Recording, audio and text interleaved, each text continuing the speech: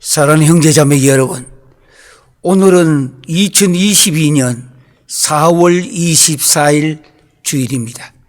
4월 마지막 주일, 미국 WBPC 교회 세계 영상선교회에서 보내드리는 영상예배요 동시에 바이블 스터디입니다.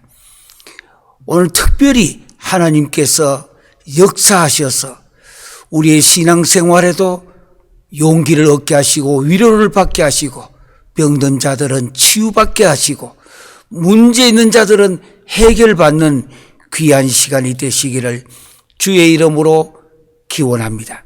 다 함께 사도신경으로 신앙 고백하도록 하시겠습니다. 나는 전능하신 아버지 하나님 천지의 창조주를 믿습니다. 나는 그의 유일하신 아들 우리 주 예수 그리스도를 믿습니다. 그는 성령으로 잉태되어 동정녀 마리아에게 나시고 본디오 빌라도에게 고난받아 십자가에 못 박혀 죽으시고 장사된 지 사흘 만에 죽은 자 가운데서 다시 살아나시고 하늘에 오르시어 전능하신 아버지 하나님 우편에 앉아 계시다가 거기로부터 살아있는 자와 죽은 자를 심판하러 오십니다. 나는 성령을 믿으며 거룩한 공교회와 성도의 교제와 죄를 용서받는 것과 몸의 부활과 영생을 믿습니다. 아멘. 우리는 오늘부터 시작하여 많은 질문과 그리고 곳곳에서 많은 응답에 대한 문제도 해서 연락을 받고 전체를 묶어서 특별히 전 세계의 저 3세계에서 또 지하에서 곳곳에서 복음을 전하며 성경을 공부하고 계시는 또 가르치고 계시는 귀한 지도자 여러분들 그리고 성도 여러분들과 함께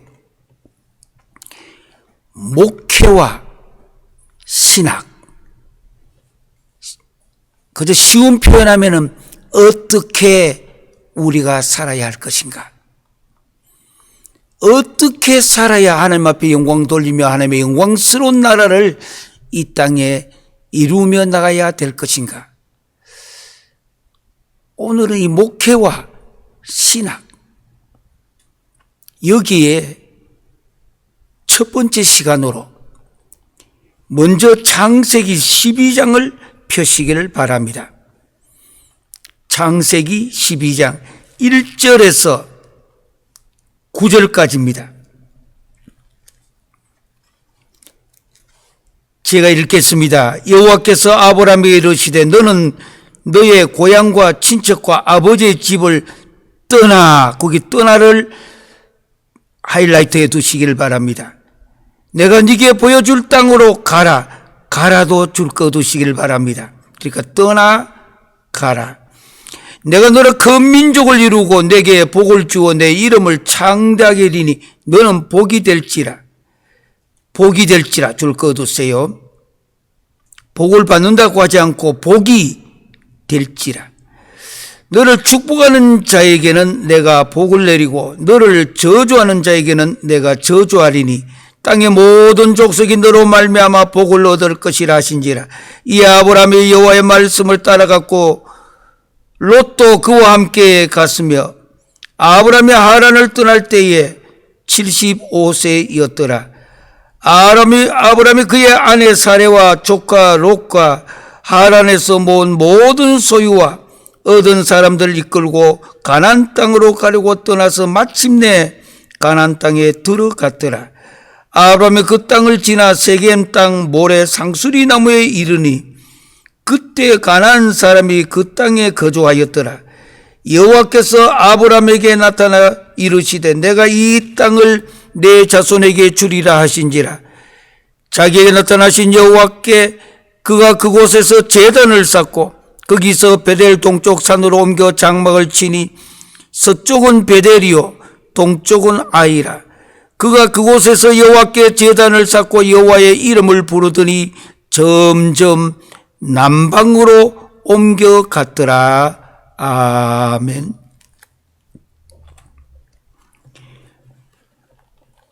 많은 사람들의 그 질문 속에서 특별히 해외나 곳곳에 나가서 지금도 복음을 전하며 저 힘든 산 속에서 지하에서 눈물을 뿌리며 고생하고 있는 많은 지도자들, 오랫동안의 여러 가지 대화와 함께 많은 질문도 들어왔습니다. 작게 모이든 크게 모이든 2사람이든 200사람이든 2000명이든 10,000명이든 더 큰 무리든 크고 적고 이 무리가 본질의 문제는 아닙니다. 한 사람을 귀하게 여겨야 100만 명도 귀해지는 것입니다. 오늘 본문에 보니까 여호와께서 아브라함에게 이르시되 너는 너의 고향과 친척과 아버지의 집을 떠나. 제일 중요한 여기 단어 떠나라고 했습니다. 그것도 다른 것 떠난 거 아니라 고향이 중요하잖아요. 우리가 태어났고 어릴 때 함께 지냈던, 또 바닷가이든 내 고향 남쪽 바다 곳곳마다 어린 시절이 떠오르고 있는 이 고향하고 친척하고 아버지의 집을 곧이에 떠나라. 고향, 친척, 아버지의 집을 거기에서 떠나. 결국 인생은 작은 것이냐 큰 것이냐 차이지 떠나가는 것입니다. 그러니까 여기 떠남에 대한 확실한 우리의 신앙이 세워져야 합니다. 그렇지 않으면 미련을 자꾸 두게 돼 있어요. 마지막은 결국은 우리가 살고 있는 이 땅을 떠나 하나님 나라까지 떠나. 그 다음 뒤에 보니까 내가 네게 보여줄 땅으로 가라고 하는 거예요. 떠나가라. 조금 이따가 이 문제를 좀 더 깊게 생각을 하면서 신앙의 근본 문제를 이제 한 걸음 두 걸음 풀어 나가려고 하는 것입니다. 목회는 바로 이것을 가르치는 거예요. 세상에 사는 날 동안에 물질도 필요하고 뭐 여러 가지 보이는 것도 다 필요합니다. 그런데 결론적으로는 떠나가는 것이에요. 떠나는 거예요. 아무리 애가 태어났을 때에는 막 울면서 주먹을 쥐고 앙아 하고 짖려고 해요. 나이가 들어 세상을 떠날 때 보면은 아무리 쥐려도 안 쥐어져요. 펴져 버립니다. 그리고 한평생 인생이란 쥐고 펴는 거, 쥐고 낳는 거. 저는 아직도 나이가 제 스스로 생각할 때는 젊었다 생각해요. 그러나 다른 사람들이 보면은 이미 나이도 어느 정도 들었다고 생각할 수도 있을 거예요. 세월 지내고 보니까 어릴 때부터 커서 계속 오는 자리는 자꾸 쥐려고 했다라는 거. 돈도 쥐려고 하고 명예도 쥐려고 하고 세상의 모든 걸 쥐려고 하는데 나이가 들어서 이제 어느 정도 시점이 지나고 나면은 아무리 쥐려고 해도 놓게 돼 있어요. 다 놔놓고. 결국은 쥐었다가 놓는 것이 한 사람의 인생이에요. 지금부터 31년 전에 실제 있었던 이야기입니다. 제가 지금 거주하고 있는 것은 미국 캘리포니아 이 스테이트 주에 또 한국 분들이 가장 많이 살고 있는 로스앤젤레스입니다.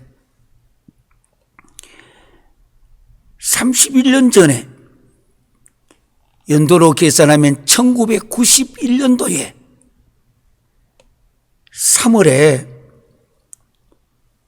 그것도 3월 1일에 요일이 금요일이었습니다.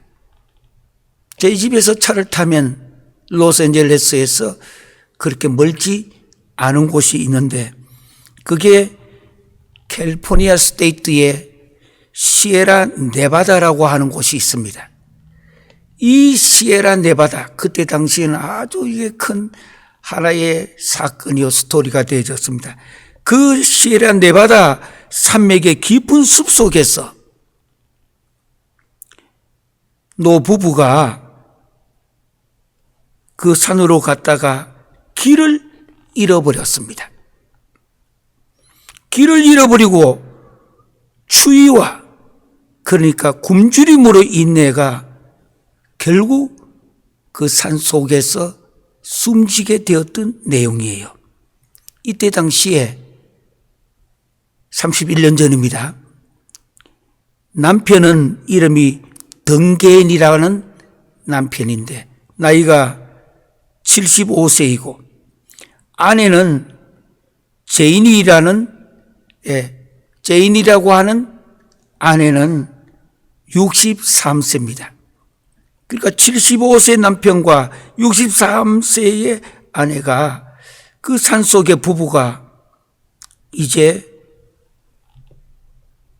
바람도 쉬면서 걷기도 하면서 하려고 그 시에라 네바다 산맥의 깊은 곳으로 들어갔는데 집으로 돌아오지 않았어. 가족들이 이리 찾고 저리 찾고 아무리 찾아도 찾지를 못하다가 야간 2달 후에 3월 1일부터 5월 1일이 되어서 세상을 떠났던 시신을 이 시에라 네바다 거기 숲속에 산속에서 찾았습니다.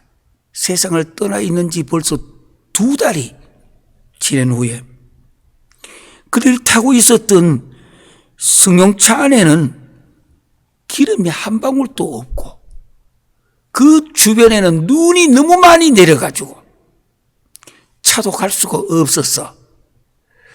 그 숲속에 차가 들어가다가 눈이 너무 많으니까 전혀, 또 거기다가 날씨가 많이 너무 춥고 눈으로 차가 더 이상 걸음 나갈 수도 없을 만큼 거기에 머물게 되었던 내용입니다.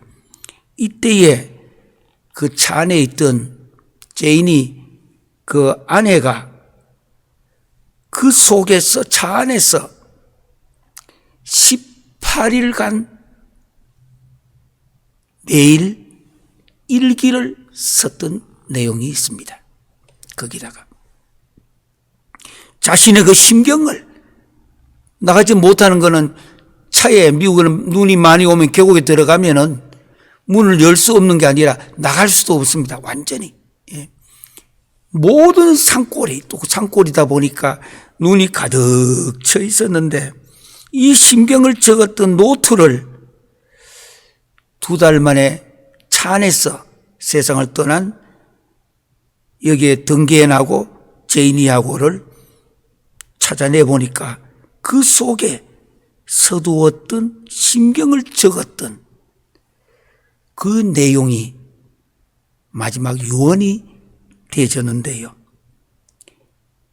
그때 있었던 실제 영어로 썼던 내용을 한국말로 잠깐 바꿔보면은 짧게 이렇게 되어 있습니다. 1991년 3월 1일 금요일 오전 6시 30분.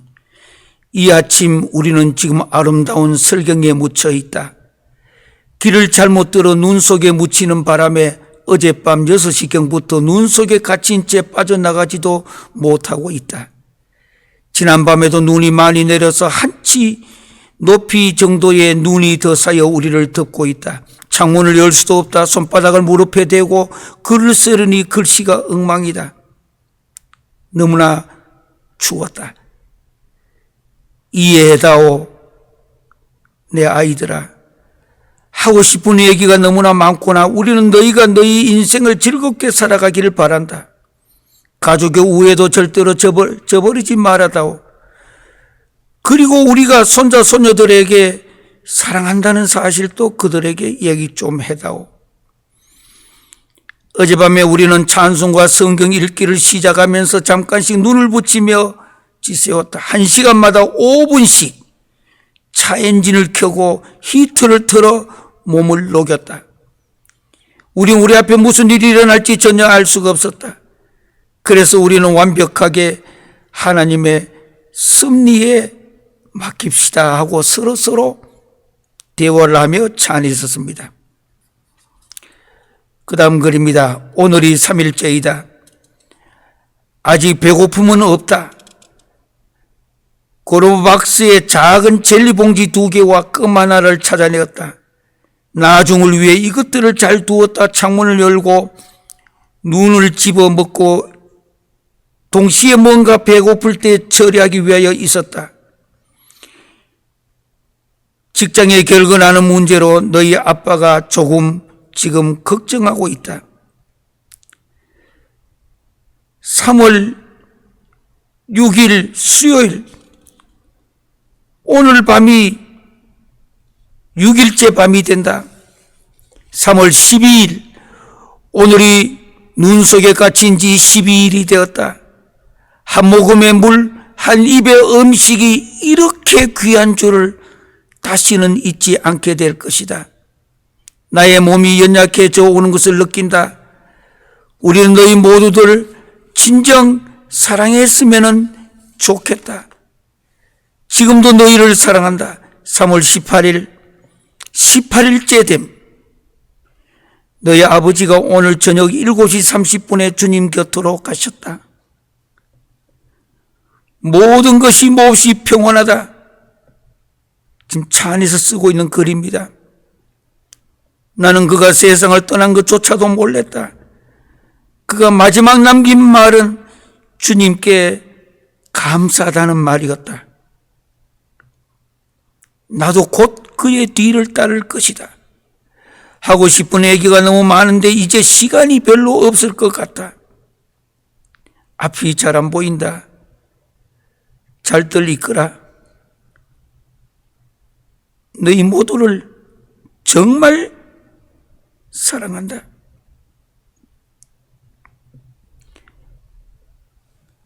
결국 이 두 사람은 차 안에서 세상을 떠났습니다. 생을 마쳤고 그의 아들이 스캡이라는 아들과 딸 재민이라는 그 딸이 있었는데 나중에 아버지 어머니를 차 안에서 산속에서 찾고 난 뒤에 우리 어머니의 의지심과 상냥하심은 어머니를 한번 만난 사람은 누구나 그녀를 오랫동안에 기억했고 앞으로도 기억할 것입니다.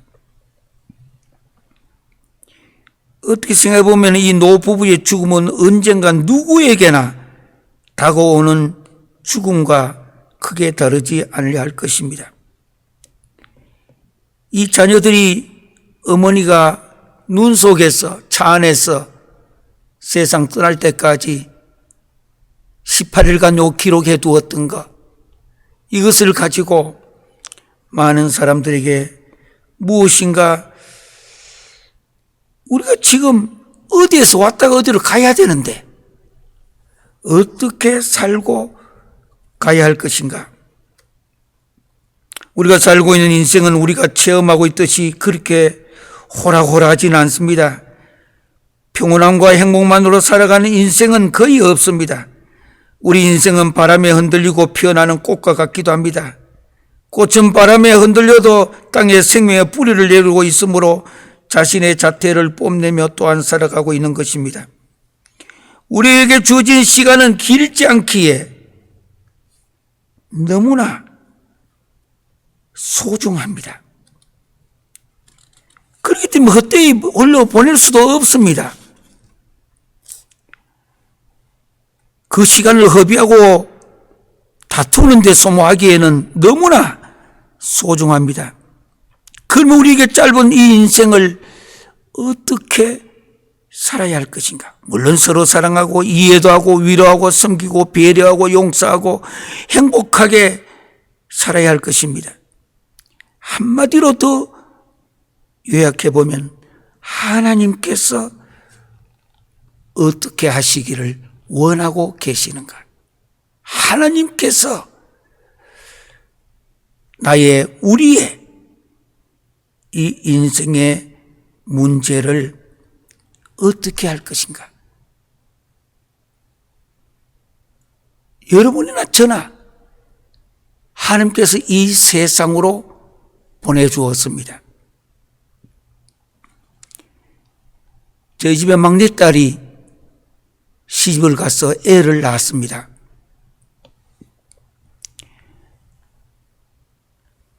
그 애를 낳았는데 이름이 메이슨이에요. 그런데 여러 우리 딸의 친구들이나 또는 알고 있는 분들이 카톡으로 축하한다고 글을 보냈는데 그 글 속에 제가 감명받았던 내용이 있습니다. 물론 미국 사람들이기 때문에. 메이슨, 이제 금방 태어난 지 지금 불과 며칠 안 되었습니다. Welcome to this world라 했더라고요. Welcome to this world. 이 세상에 들어오게 된 거 웰컴 한다고. 뒤에 말은 없습니다만 언젠가 시간이 되면은 이 세상을 떠나가 갈 때에는 천국에서 Welcome to this heaven이라고 천국에서 해줄 거예요. 지금은 이 땅에 온 거를 축하하지만 다음에는 천국에 Welcome to this heaven, 천국에 온 거 축하하고 환영한다고 할 거예요. 오늘 이 성경 읽었던 창세기 12장 1절부터 저 뒤에 9절까지 내용 속에 오늘은 앞부분 계속해서 우리는 저 신약의 히브리서 11장의 아브라함에 대한 이야기와 그 마지막 내용까지 우리는 어떻게 살아야 될 것인가? 어쨌든 간에 우리는 이 세상에 태어날 때 Welcome to this world, 이 세상에 온 거 축하한다고 왔습니다. 언젠가 이 세상을 떠나 천국 갔을 때 천국에서 또한 우리를 Welcome to this heaven, 이 천국에 온 거 웰컴 한다고 할 것입니다. 그럼 그 사이에 과정이에요. 그 사이에. 요 사이에 있는 요 시간에 어떻게 살아야 될 것인가? 목회란 양떼와 소떼를 부지런히 살피는 것인데 어떤 신앙으로 우리가 살아야 될 것인가? 조금 더 깊게 생각해 보면 신학적으로 또 이 문제를 어떻게 생각해야 될 것인가? 앞으로 몇 주 동안에는 해외에 있는 분들에게는 이민교회 또는 이민신앙과 이민신학이라는 이름이 될 것이고 또 이 땅에서 우리들이 태어난 곳이나 어디든 간에 전세가 흩어져 있든지 간에 한국에 있든지 간에 동남아시아나 아프리카나 전 세계 저 남미에 어디 있든지 간에 우리는 어떻게 살아야 될 것인가? 바꿔 말하면 어떤 신앙과 조금 더 어렵게 표시하면 신학이 바탕이 된 삶을 가지고 살아야 될 것인가? 우리 오늘 첫 시간에 이렇게 생각합니다. 여호와께서 아브라함에게 이르시되, 하나님께서 아브라함을 불러주실 때에 아브라함은 갈대 우르에 살고 있었는데 갈대우르는 아주 풍요한 곳이었습니다. 그렇기 때문에 거기는 우상도 많이 섬겼고, 그러니까 여러 가지 풍요한 것도 있었지만은, 이때 아브라함이 신앙이 좋았거나, 이때 아브라함이 세상에 많은 하늘을 향한 경험이 많았거나, 신앙과 신학에 어떤 뿌리가 있었던 것도 아닙니다. 그런데 하나님께서 11장 마지막에 보면은 데라가 그 아들 아브람과 하란의 아들인 그의 손자 롯과 그의 며느리 아브람의 아내 사레를 데리고 갈대아인의 우르를 떠나 가나안 땅으로 가고자 하더니 하란에 이르러 거기 거류하였으며 데라는 나이가 205세가 되어 하란에서 죽었더라. 구약의 이 무렵에는 전부 다 100세, 200세, 300세, 물론 지금도 이제 인간의 수명이 우리는 거의 100세가 삶의 기본이 될 시간이 이미 왔습니다. 이제 그러니까 100세가 우리들의 삶의 생애에 이제 물을 때마다 전에 그때면 60세만 해도 나이가 많았다 했는데 지금은 그게 아니고 100세가 기본적인 우리들의 생명의 수준에 이미 이르기 시작했습니다. 뿐만 아니라 인간의 유전자 전체 지도인 게놈 유전자 지도를 이번에 2주 전에 미국에서 인간의 생명의 근원 뿌리까지를 다 도면으로 완성을 했습니다. 그러니까 이 생명의 근원의 문제를 해결했다 이 뜻입니다. 그 말을 거꾸로 조금만 더 발전시키면 인간에게 모든 질병과 고통에 대한 문제와 인간에 대한 문제는 해결할 수 있다 이 뜻입니다. 이제는 시간만 이제 지나면 모든 문제, 암이나 이런 것은 그저 암 그래 암 그렇지 하면서 그건 다 옛날 이야기처럼 인간의 수명이 그러니까 기본적으로 100세가 기본이 된 시간이 이미 찾아오기 시작을 했습니다. 그러면 우리가 어떻게 살다가 주님 앞에 가야 될 것인가? 오늘 본문에 보니까 여호와께서 아브라함에게 이르시되 갈대우를 떠났던 여기에 있는 아브라함에게 하나님께서 12장 1절에 주어가 여호와께서입니다. 지금부터 시작되는 모든 우리들의 신앙생활, 목회나 신학이나 모든 문제에 주어가 주어의 자리에 있게 해야 합니다. 이것이 성경의 기본 틀입니다. 그러니까 성경의 기본 틀은 주어가 주어의 자리에 있어야 됩니다. 여기 내가 앉아도 안 돼요. 그건 교만입니다. 오만입니다. 그게 바벨탑에 대한 문제도 여러분들 앞부분에 있었습니다. 하늘 끝까지 올라가 보자.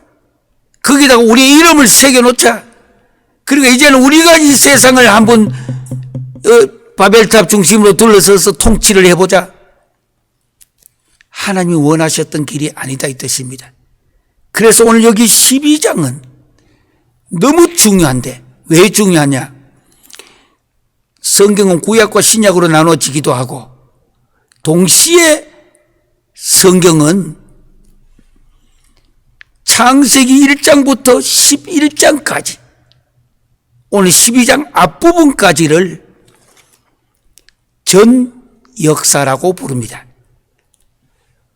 그러니까 우리가 지금 말하고 곧 12장 시작할 내용이 되기 전 앞에 있는 이 역사가 성경은 구약 신약 이렇게 나눠도 가지만은 성경은 그렇게 안 나누고 창세기 1장부터 11장까지 하나 전반부 12장부터 요한계시록 마지막까지를 후반부 이렇게 나누기도 합니다. 어떻게 나누느냐? 개념을 가지고 컨셉트. 1장에서 11장까지의 개념은 전 역사, 프리히스토리예요. 전 역사. 그러면 그 뒤에 있는 거 12장부터는 뭐냐? 12장부터 시작하여 요한계시록까지, 지금은 장절 있지만 원래 장절 없을 때 성경은 요 12장부터 요한계시록 끝날 때까지 전체를 많이 들었을 것입니다. 구속사라고 말합니다. 리뎀티브 히스토리. 그러니까 리뎀티브 히스토리, 구속사. 성경 전체를 구속사의 입장에서 볼 때는 창세기 12장 요 1절부터 앞부분이 하나 있고 전 역사가 있고, 12장부터 요한계시록까지 구속사. 그래서 우리가 지금 오늘 읽었던 12장 1절에서 8절까지 읽었습니다만, 그 중에도 요 1절부터 시작되고 있는 요 내용, 2절, 3절, 4절, 5절, 6절 내려가지만은 구속사가 기록되고 있는 내용입니다. 구속사예요. 리뎀티브 히스토리. 리뎀티브 히스토리. 아예 어떤 신학자들은 성경 전체는 구속사라 하면서 구속사만 이야기하려고 하는 내용도 있습니다. 그것도 성경의 중심이 되어집니다. 요 12장부터 시작해서 후반부 전체가 요한계시록까지가 구속사 문제를 다루고 있기 때문입니다. 그 앞부분은 전역사입니다. 물론 성경을 구약신약 또는 전역사, 구속사 이렇게도 나누고, 동시에 성경을 그렇게 안 나누고 성경은 하나님의 목적을 기록해 두었다고, 성경 전체가 하나님의 목적을 기록해 두었다 이래서 성경 전체를 하나님의 목적사로 나누기도 합니다. 이 목적사는 출애굽기 6장에 가면은 그 5장 끝날 때에 모세가 여호와께 가서 어찌하여 이 백성을 학대하게 당했습니까? 어찌하여 나를 보내셨는가 할 때에 6장에 가면은 하나님께서 거기에 대한 모세에게 답변을 해줍니다. 물었더니 어찌하여. 그런데 하나님은 거기에 대해서는 답변하지 않습니다. 6장에 가서 바로 나는 여호와이니라. 2절입니다. 6절에 가면은 나는 여호와라. 아니, 묻는 것에서는 답변을 안 하고 나는 그저 여호와로라고만 이야기합니다. 8절에 가서 한 번 더 합니다. 나는 여호와로라. 원어적으로 하면 이게 야훼라는 단어인데요. 야훼. 세 번 야훼. 하나님께서 이 세 번 야훼 하나님을 이야기하면서 그 속에 하나님은 네 가지를 이야기하십니다. 첫 번째, 나는 여호와로라 하면서 내가 애굽 사람의 무거운 짐 밑에서 너희를 빼내며 그들의 노역에서 너희를 건지며 편팔과 여러 그 큰 심판들로서 너희를 속량하여, 제일 먼저 나는 여호와로라 야훼하고 난 뒤에 너희를 속량하여 구속했다고 하는 거, 구속. 그리고 그 밑에 가면 너희를 내 백성으로 삼고, 너희를 내 백성으로 삼았다라는 것. 이것이 모세가 시내산 올라갔을 때 하나님께서 친히 주신 시내산 율법이, 언약이 6가지가 있는데 그 중에 핵심되는 부분입니다. 앞부분에 구속의 하나님입니다. 그 다음에는 그 뒤에 보면 뭐가 나오느냐 하면은 너희의 하나님 여호와인 줄 너희가 알지라. 공동체를 만들겠다. 구원하여서 나는 너희 하나님, 너는 나의 백성. 그 다음에 그 뒤에 가니까 공동체를 삼아가지고, 그리고 마지막 저 맹세한 그 땅으로 너희를 들어가게 한다. 그러니까 구속하고 공동체로 삼고 평생 교제하며 지금도 성경 공부하고 있는 바이블 스타디 이 모든 게가 교제예요. 그리고 마지막에 저 천국까지 인도한다. 요 네 가지 모세에게 직접 말씀하셨던 요 네 가지가 야훼 그 안에 들어있는 내용인데 이렇게를 강조할 때에는 성경을 목적사라고 말합니다. 하나님의 목적을 중심으로 성경을 기록을 했다 그 뜻입니다. 훗날의 이 문제를 깊이 있게 우리가 배우고 나면은 성경이 눈에 보인다. 읽어보니까 이거는 여기 속해 있고 저거는 저기 속해 있고 왜? 성경이 눈에 보인다. 예, 그 뜻입니다. 갑자기 산에 올라갔더니 성경 보인다 그 말이 아니고 성경은 성경대로의 하나님께서 주신 구조가 있습니다. 그래서 성경이 눈에 보인다. 오늘은 구속사의 입장에서 구속사입니다. 창세기 12장 1절부터 구속사에 대한 리뎀티브 히스토리의 출발입니다. 그러니까 성경을 볼 때 성경 전체가 하나님의 구속사이다. 리뎀티브 히스토리. 조금 전에 얘기했던 목적사는 훗날에 다시 우리가 배우게 되고 구속사이다. 예. 그 구속사가 무엇인가? 하나님께서 아브라함을 불러주셨다고 하는 것. 이 불러주셨다라고 하는 게 얼마나 중요한지 모릅니다. 하나님의 부르심, 어려운 단어로 신학적으로는 소명이라고 말합니다. 소명. 불러주신다는 것. 그러니까 소명은 부르심이에요. 그러고 난 뒤에 이제 어디로 내가 네게 보여줄 땅으로 가라. 하나님께서 인간에게 사명을 주시는데 사명은 맡기심입니다. 그래서 여러분들은 앉아서 있는 대로 기록을 해두세요. 소명은 부르심, 사명은 맡기심. 그래서 우리 성도들은 또는 지도자들은 항상 소명에 또 사명에 소명에 죽고 소명에 사는 것입니다. 또 사명에 죽고 사명에 사는 것. 이게 하나님께서 인간에 주신 구속사의 출발점이에요. 그래서 우리는 이것을 놓치면 안 됩니다. 제일 먼저 뭐냐? 떠나. 내가 네게 보여줄 땅으로 가라. 아직도 한 번도 딛지 못했던. 저도 한국에서 태어났습니다마는 일찍이 이 미국 땅에 왔습니다. 이 미국 땅에 올 때 미국 땅에 책을 보고 읽고 공부해서 왔지 한 번도 경험하지 못했던 미국 땅 이까지 왔습니다. 떠나가라. 신앙이 깊어지는 것은 이렇다 해서 교회 다니다가 교회를 떠나고 내가 살되고 있는 것을 떠나고 그 뜻에 떠난다는 말 아닙니다. 내가 딛고 있는 곳은 영원한 곳이 아니라는 것. 계속 떠나가라. 왜? 마지막 가야 될 저 히브리서 11장에 네가 바라보고 있는 본향이 기다리고 있기 때문에. 미국에도 저만 하더라도 아직 50년은 안 됐습니다만 미국에 이만큼 살다 보면은 태어났던 곳, 젊은 시절에 학생 시절에 보냈던 친구들 또 보냈던 곳 그리울 때가 있습니다.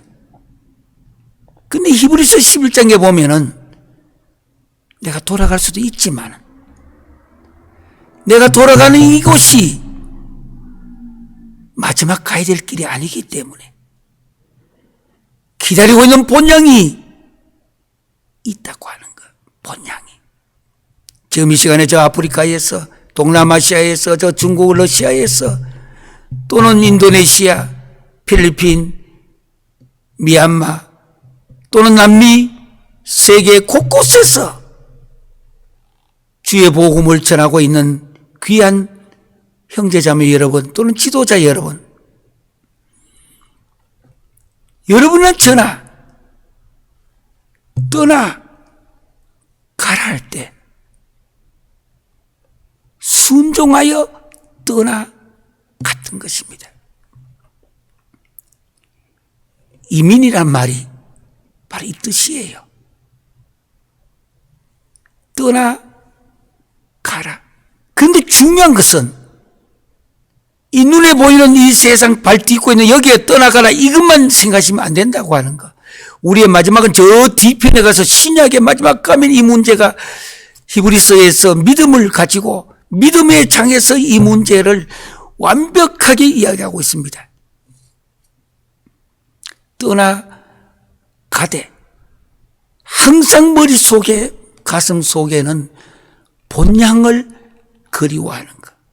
지금 우리가 태어났고 발딛고 있는 이곳이 아닙니다.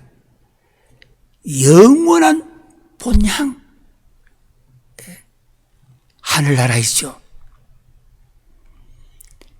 저 천국이 우리가 떠나가라의 마지막 종착점입니다. 천국이. 그렇다해서 이 세상을 너무 가볍게 여기고 세상은 아무것도 아닌 것으로 생각만 하면 안 됩니다. 내가 살아있는 동안, 내 몸이 있는 동안에는 이 세상도 발딛고 있는 세상도 중요합니다. 그런데 더 중요한 것이 뭐냐? important. 중요한 거 있는데 more important.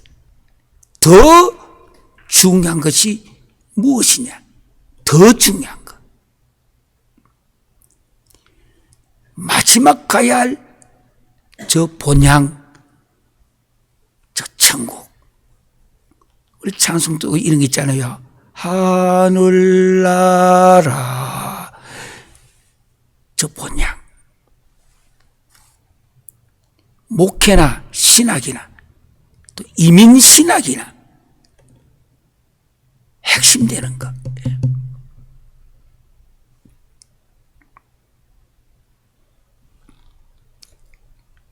아주 옛날 수십 년 전에 이민과 신학에 대하여 무척 고민하고 기도하고 있는 도중에 이민신학에 대한 특별한 강의를 들었습니다. 프린스턴의 이상현 박사라고 있습니다. 그분의 논문도 하버드 대학교에서 PhD 받고 우리 한국인으로서는 미국의 아주 석좌 교수로 거의 세계적인 학자입니다.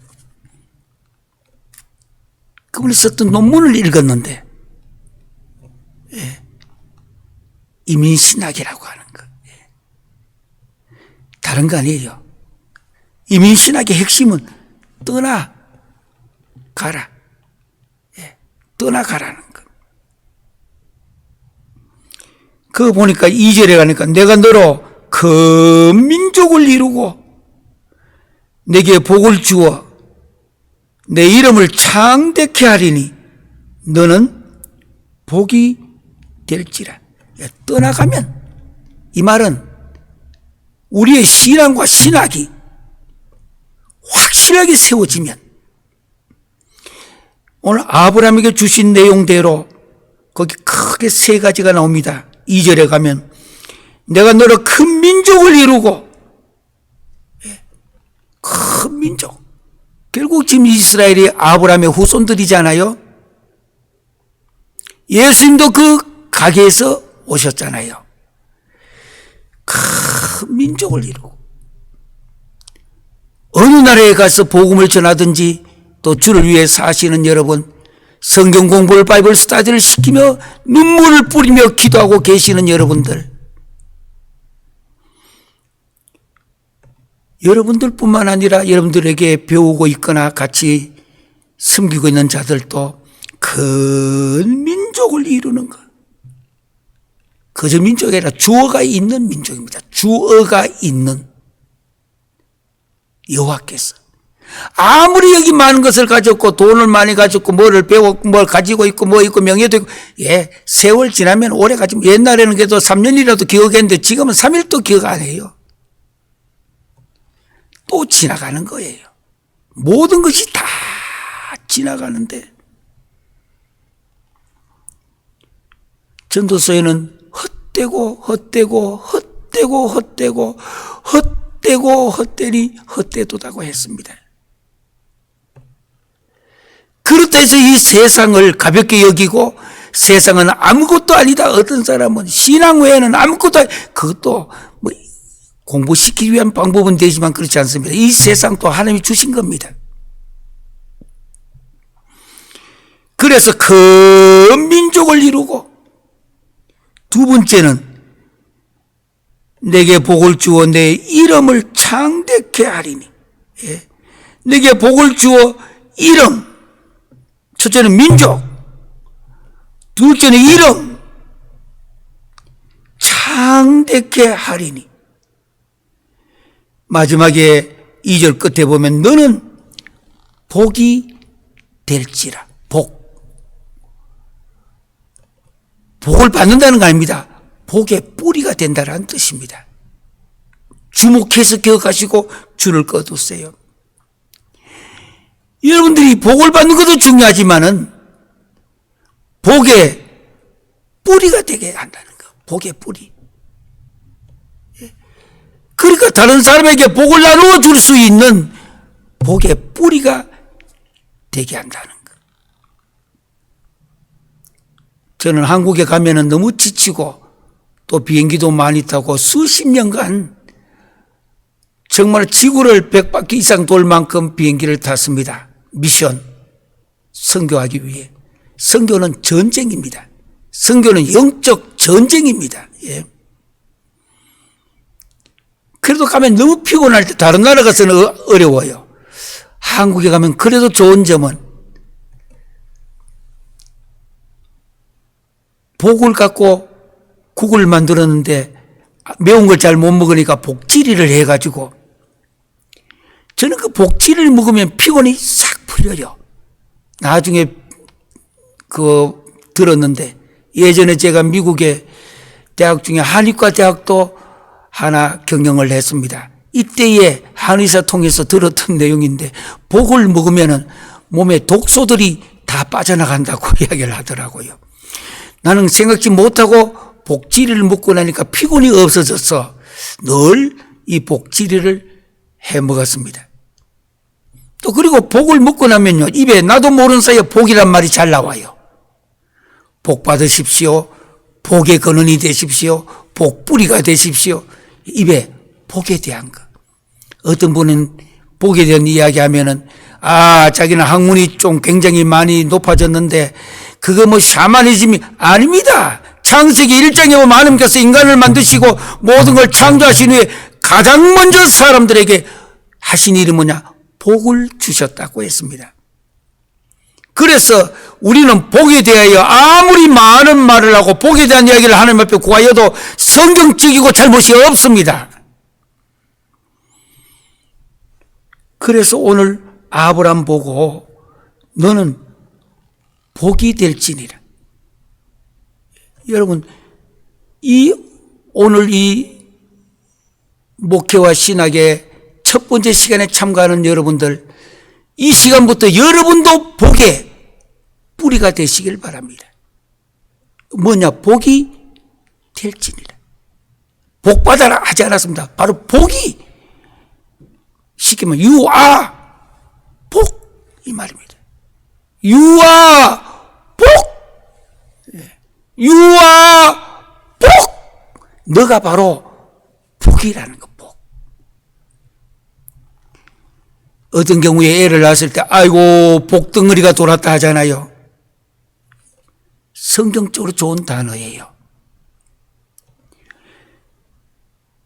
첫 번째, 큰 민족을 이루고,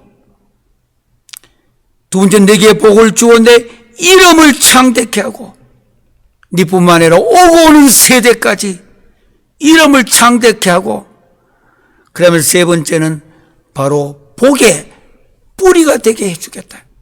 복의 뿌리가. 뭐하는 사람에게 떠나가라 할 때 순종하는 것. 믿음은 무엇이냐? 순종입니다. 자꾸 믿음을 학문적으로 용어를 만들어가지고 신앙은 자꾸 복잡해지는 거 아닙니다. 신앙은 갈수록 단순해져야 됩니다. 3절에 보니까 너를 축복하는 자에게는 내가 복을 내리고 너를 저주하는 자에게는 내가 저주하리니 땅의 모든 족속이 너로 말미암아 복을 얻을 것이라. 할렐루야. 아브라함 때문에 아브라함을 축복하는 자는 복을 받고, 그래서 유대인들은 지금도 기도할 때나 그들이 이야기할 때 아브라함을 먼저 축복을 합니다. 왜냐하면 아브라함을 축복하는 자에게는 내가 복을 내린다고 했습니다. 너를 저주하는 자에게는, 아브라함을 저주하는 자에게는 내가 저주하리니 땅의 모든 족속이 너로 말미암아 아브라함으로 말미암아 복을 얻을 것이라. 4절 보니까 이에 아브라함이 여호와의 말씀을 따라갔고, 다른 말 하지 않았습니다. 말씀을 따라갔다. 우리 오늘 출발점에서 해야 될 말씀이 이 말씀이에요. 말씀을 따라갔다. 어떤 이야기나 재미있는 이야기나 세상에 어떤 그걸 따라가게 만드는 게 아니에요. 신앙이 뭐냐? 정말 좋은 신앙은, 신학은 말씀을 따라가는 자들입니다. 말씀을. 그런데 여기 보니까 재밌는 것은 4절의 끝에 가면은 여호와의 말씀을 따라갔고 롯도 그와 함께 갔으며 아브라함이 하란을 떠날 때에 75세였더라. 그 옛날에 75세 때에 오늘 아브라함이 떠나간 내용입니다. 그 뒤에 가면 아브라함이 그의 아내 사레와 조카 롯과 하란에서 모은 모든 소유와 얻은 사람도 이끌고 가나안 땅으로 가려고 떠나서 마침내 가나안 땅에 들어갔더라.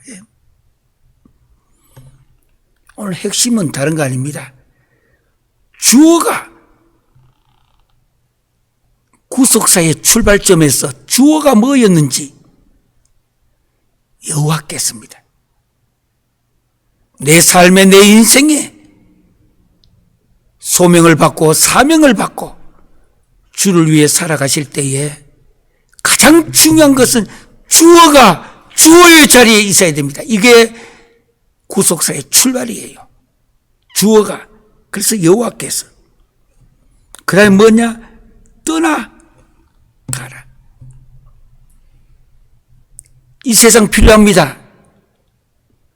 그러나 주님께서 떠나가라 할 때는 믿음은 한다는겁니다. 순종이에요. 성경 전체의 역사는 믿음의 역사요. 믿음은 순종의 역사라고 하는 것. 순종. obedience. obedience. 이 순종의 역사에 내가 들어가면 큰 민족도 이루게 해주고 이름을 창대하게 해주고 그리고 바로 복이 되게 해 주신다고 하는 내용입니다. 그리고 아브라함을 축복하는 자에게는 내가 복까지 내리게 주고 아브라함을 저주하는 자는 내가 저주하리니 땅의 모든 족속이 너로 말미암아 복을 얻을 것이니라. 오늘 이 영상 예배에 참가하시고 또 영상 바이블 스터디에 참가하시는 전 세계 모든 지도자 여러분,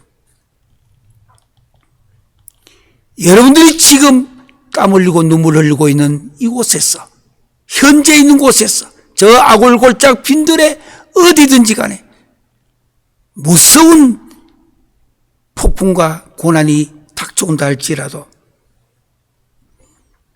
여러분이 서 있는 곳이 내가 있었기에 이곳에 있는 모든 사람들이 복을 받았다고 하는 것. 여러분들이 있었기 때문에 이 많은 사람들, 오고 오는 세대가 복을 받았다고 하는 것.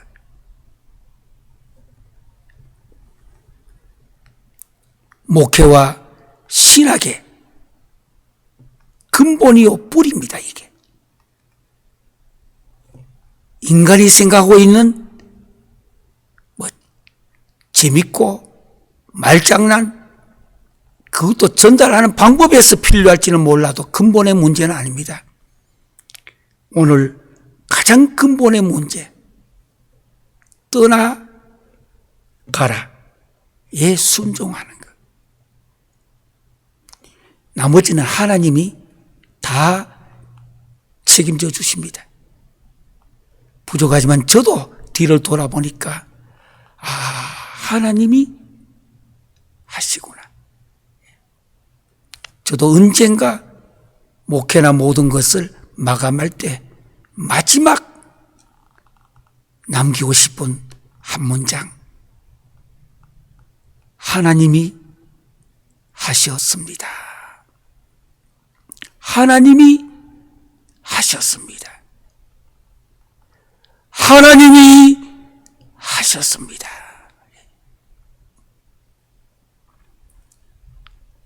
다 함께 기도하시겠습니다. 사랑의 아버지 하나님, 은혜 감사합니다. 너무나 부족하고 죄도 많고 허물도 많지만 뒤를 돌아보니 모든 것이 하나님의 은혜요, 하나님의 사랑이요, 하나님의 긍휼이요, 하나님의 축복인 것을 고백합니다. 여호와께서 항상 구속사가 시작되는 창세기 12장 출발점에 내 인생의 주인이 누군지를 찾게 하여 주시옵소서. 그 주인의 말씀에 따라 떠나가라, 주의 음성에 순종하게 하여 주시옵소서. 지금은 우리 주 예수 그리스도의 은혜와 아버지 하나님의 극진하신 사랑과 성령님의 감동과 내주 치유 교통하신 역사가 여호와께서 아브라함이 이르시되 너는 너의 고향과 친척과 아버지의 집을 떠나라. 떠나. 내가 네게 보여줄 땅으로 가라. 이것은 저 히브리서 11장에 나오는 마지막 가야 할 저 본향 하늘나라가 기다리고 있기에 이 세상에서 열심히 살며 부지런히 살 때 마지막 본향이 있다는 것을 한순간도 놓치지 않고 살아가기로 결심하는 사랑하는 모든 성도들과 지도자들 위해 이제부터 영원토록 함께할지어다. 아멘.